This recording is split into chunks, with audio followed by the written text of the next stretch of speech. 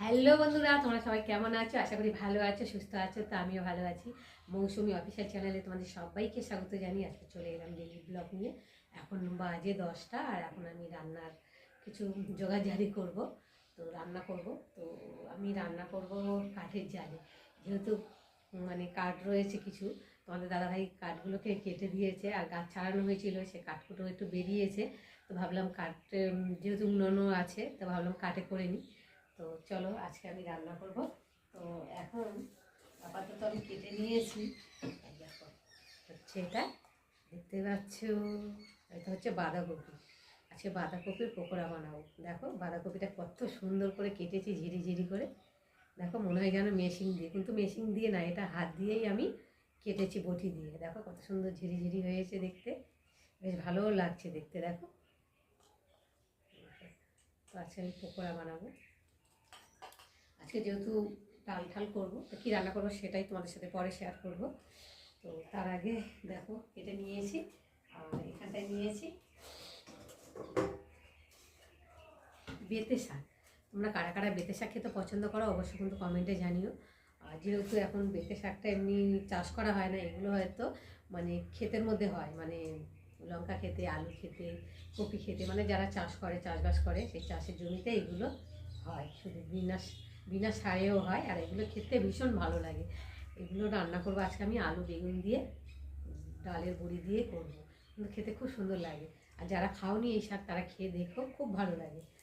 তো চলো, আর এখানটা এই যে বেগুন কেটে নিয়েছি, আলু আর বেগুন দিয়ে হবে। তো আরও সব রান্না হবে। তো আপাতত এইটুকু জোগাড় করে নিয়েছি, নিয়ে ভাবলাম তোমাদের সঙ্গে শেয়ার করি। আর যেহেতু বাইরে রান্না করব, তো সবটা তোমাদের ভালোভাবে শেয়ার করতে পারি না। তো যেহেতু একা হাতে করতে হয়, তো ধরে, তো কী করবো। আর যেহেতু বাইরে ভীষণ রোদ, রোদের মধ্যে তো এদিকে রান্না করব না, কাঠের জাল দেবো না, কী করবো, তার জন্যে। তো যাই হোক, তো বন্ধুরা এত গরম লাগছে, জ্যাকেটটা খুলে নিয়েছি, আর যেহেতু রোদ উঠে গেছে, গরম লাগছে, খুলে নিয়েছি। আর এখন আমি বাঁধাকপির পকোড়া বানাবো। তার জন্য কী কী উপকরণ নিয়েছি চলো তোমাদের সাথে শেয়ার করি। ফার্স্টে তো বাঁধাকপি নিয়েছি, এখানে রয়েছে চালের গুঁড়ো, আর এখানটা রয়েছে বেসন, আর এখানটা রয়েছে একটা ডিম, আর রয়েছে পেঁয়াজ কুচি, আর এখানটায় লঙ্কার গুঁড়ো আর জিরের গুঁড়ো, আর রয়েছে কর্নফ্লাওয়ার। চলো সব কিছু দিয়ে এখন মিশ্রণ তৈরি করে আর ভালো করে ঢাকা দিয়ে রেখে দেবো। তো চলো ফার্স্টে পেঁয়াজ কুচি দিচ্ছি। যেহেতু কাঁচা লঙ্কাটা নেই, কাঁচা লঙ্কাটা দিলেও ভালো হয়, তো ওর জন্য আমি গুঁড়ো লঙ্কাটাই দেবো। কাঁচা লঙ্কা দিলেও ভালো হয়, কাঁচা লঙ্কার সাথে একটু গুঁড়ো লঙ্কা দিলেও ভালো হয়। তারপর দেবো নুন। আর আমাদের মোরগটা দেখো শুধু ডাকতেই আছে, সারাদিন শুধু ডাকবে, এত অসহ্য লাগে। আর এদিকে ভোর না হতে হতে শুধু ডাকবে। আর এবার দেবো হলুদ গুঁড়ো, তারপর দেবো একটা ডিম,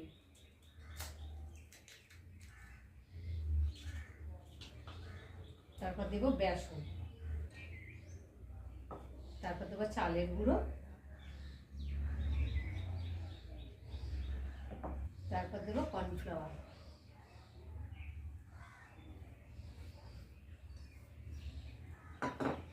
চালের গুঁড়োটা সবটাই দিয়ে দিলাম। চালের গুঁড়োটা দিলে তো মচমচে হয়, খেতে ভালো লাগে। আর পাত্রটা ছোটো হয়ে গেছে, একটু বড়োর মধ্যে নিলে ভালো হবে। তো আমি এখন একে একে ভালো করে মিক্স করে নেব। একটু অল্প অল্প জল দেবো,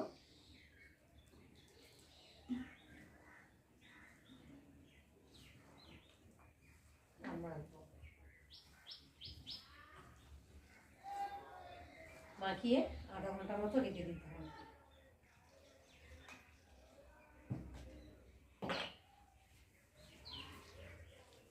তোমরা কারা কারা বাঁধাকপির পকোড়া খেয়েছো অবশ্যই কিন্তু কমেন্টে জানিও। আর এই সময় বাঁধাকপিটা বেশি পাওয়া যায়, আর এখন একটু দাম কম আছে, তার জন্য বাঁধাকপিটা এখন একটু খেয়ে নেওয়াই ভালো। বাঁধাকপি দিয়ে অনেক রকমের পরে খাবার বানানো যায়, বিশেষ করে এই শীতের দিনে না, এই সবজি বাঁধাকপি, ফুলকপি, মটরশুঁটি, সব রকম সবজিটা একটু ভালোভাবে পাওয়া যায়। মন চাইলেই সব রকম খাবার বানানো যায়, একটু কষ্ট করতে হবে, তারপর তো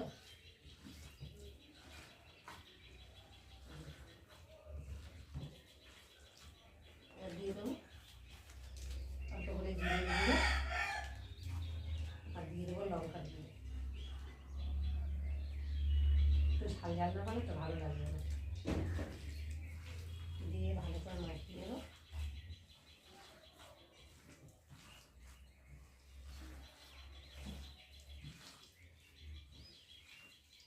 এইভাবে মাখিয়ে রেখে দিতে হবে আধ ঘন্টা, তাহলে অনেকটাই সেদ্ধ মতো হয়ে যাবে। তো দেখো বন্ধুরা, খুব সুন্দর করে মাখিয়ে নিয়েছি, দেখতে পাচ্ছ।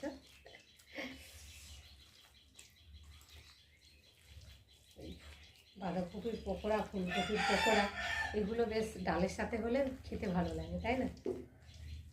যাই হোক, এখন আমি মেখে ঢাকা দিয়ে রেখে দেবো আধ ঘন্টা মতো, দিয়ে আর যেসব রান্নাগুলো আছে সেগুলো সেটে নেবো, নিয়ে লাস্টে পকোড়াটা ভাজবো। আর এখন ভেজে রাখলে না ভালো হবে না, কেন কিছুক্ষণ সময় না রাখলে নুন টুন ভালোভাবে সব কিছু পরিমাণ মতো দিয়ে দিয়েছি, দিয়ে আর এখন ঢাকা দিয়ে দেবো, দিয়ে ভেজে নেব। তো বন্ধুরা, রান্না সব হয়ে গেছে, আর লাস্টে এখন আমি পকোড়াগুলো ভাজবো।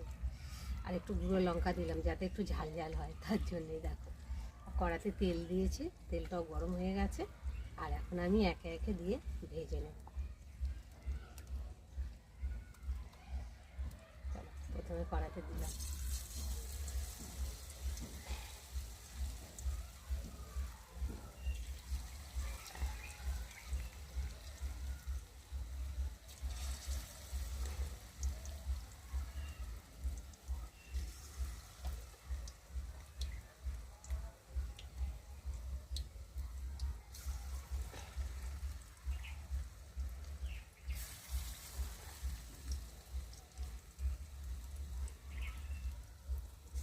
ব্যাস, অল্প অল্প দিয়ে প্রথমে ভেজে নেব।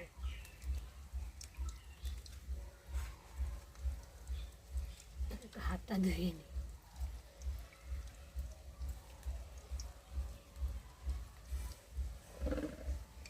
আর এখন আমি একে একে উল্টে দেখি হয়েছে কি। হ্যাঁ, হেভি হয়েছে।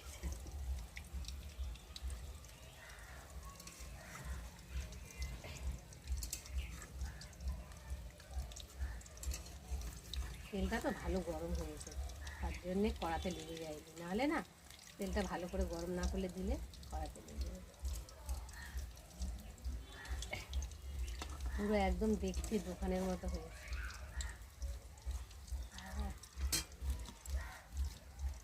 ছাকা তেলে ভাজা না, মচমচ করে। আর বিশেষ করে আমার কাঠের জালে রান্না করতে খুব ভালো লাগে। আস্তে আস্তে জাল দেবো, হবে কি সুন্দর করে। আর গ্যাসে তো আস্তে আস্তে হয়, দেখি।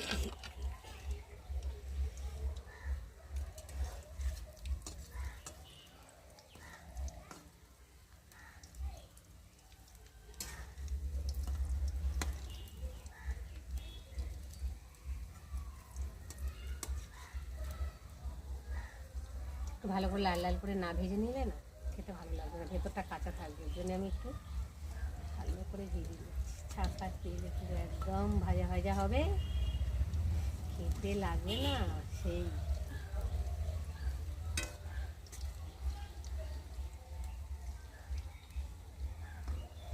তো দেখো বন্ধুরা, আমি একে একে এখন তুলে নেব, ভাজা হয়ে গেছে।